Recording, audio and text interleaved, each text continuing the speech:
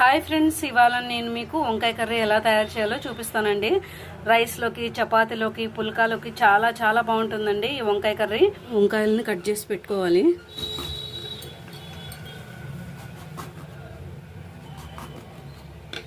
చూడండి, ఇలా కట్ చేసి పెట్టుకోవాలి. ఇప్పుడు ఈ వంకాయలన్నిటినీ నీళ్ళలో వేసేసుకుందాము. కొంచెం సాల్ట్ వేసుకుంటే రంగు మారకుండా ఉంటాయండి. కాసేపు పక్కన పెట్టేసుకొని మసాలాలు తయారు చేసుకుందాము. 2 స్పూన్లు పల్లీలు వేసుకుంటున్నాను, వేయించుకోవాలి. 2 స్పూన్ల కొబ్బరి వేసుకుంటున్నాను. సగం వేగినాక 1 స్పూన్ నువ్వులు వేసుకుందాము.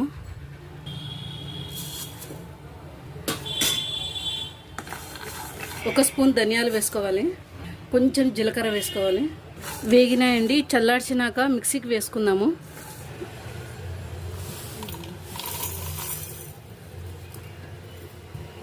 ఒక స్పూన్ కారం వేసుకోవాలి. 2 రెమ్మలు ఎల్లిపాయలు వేసుకోవాలి.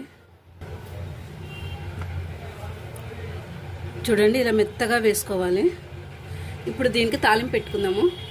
2 టేబుల్ స్పూన్ ఆయిల్ వేసుకుంటున్నాను. 2 స్పూన్ ఒక 10 వరకు చిన్న ఉల్లిపాయలు తీసుకుంటున్నాను.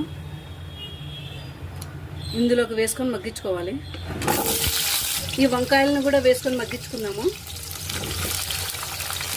15 నిమిషాలు మూత పెట్టుకొని మగ్గించుకోవాలి.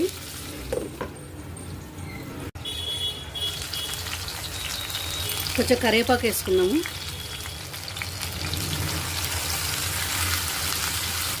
ఈ మిక్సీలో వేసిన పొడి అంతా వేసుకుందామండి. లో ఫ్లేమ్లోనే 5 నిమిషాలు మగ్గించుకుందాము.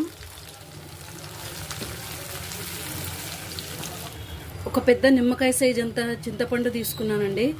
ఈ చింతపండు గుజ్జు వేసుకుందాము.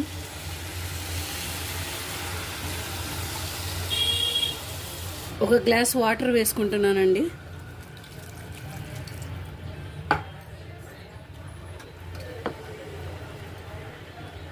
లో ఫ్లేమ్లోన 15 నిమిషాలు మూత పెట్టుకొని మగ్గించుకోవాలి.